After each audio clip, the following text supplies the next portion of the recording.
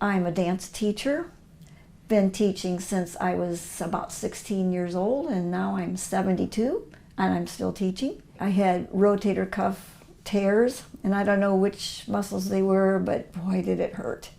And so it finally got to the point where it would just completely tear, and then it healed kind of, but I had no function.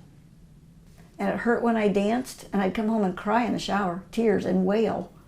It hurt so bad.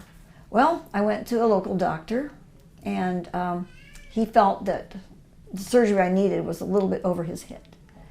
And he says, but I know a good doctor whom I studied with that could do this. So he studied under you. So you worked me in very quickly.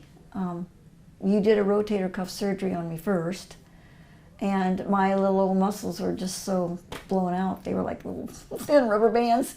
It kept getting worse and worse because more and more tears, more and more muscles affected. You have two choices. You can remain like this because we can't do any more rotator cuff surgeries. It's not going to stay. So you either can just be sort of non-functional and live your life the best you can, or you can have this reverse shoulder joint. And I was under the impression that you had to go to France for that because you told me the doctors in France figured it out. And I'm going, do I have to go to France? You said, oh no, I do it.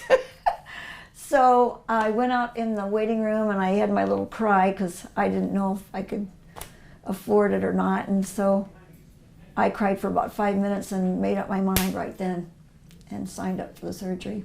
Well, I was only 6 weeks in the sling, and then I came up for my 6 weeks checkup, and you said, put your arm forward, now take it up as high as you can. I went all the way up. Whole new lease on life. I can continue teaching all the movements in ballet and jazz. Well, it affects all my students. And because when I would try to demonstrate, I would have to assist my arm going up. I'd look back and my kids are doing this. So, you know, I would have to stop and explain both arms. Now I can just show them. I am just so grateful that we have this knowledge. So I feel so lucky to live in this time and to have a doctor as wonderful as Dr. Romeo.